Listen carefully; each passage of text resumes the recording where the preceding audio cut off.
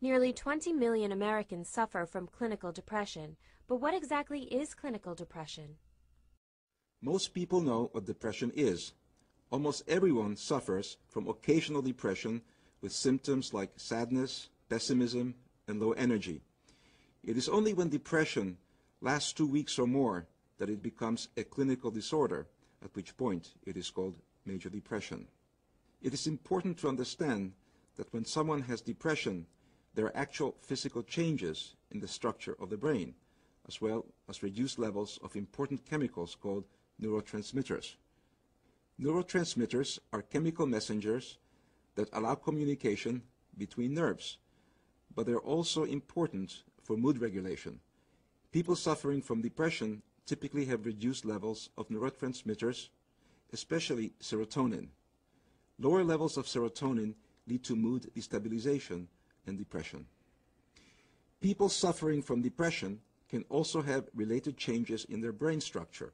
For example, people with a history of depression have a smaller hippocampus than others. This is significant because the hippocampus is an important serotonin receptor. Although people commonly think of depression as a single illness, there are actually several different types with different causes and treatments. One common type of depression is major depression. Symptoms often include overwhelming feelings of sadness, also low energy, and feelings of worthlessness.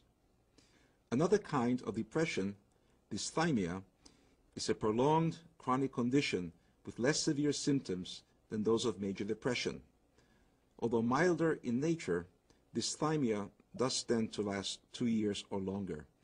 Adjustment disorder can occur in the aftermath of a sad or life-transitional event, like death of a loved one or the loss of a job.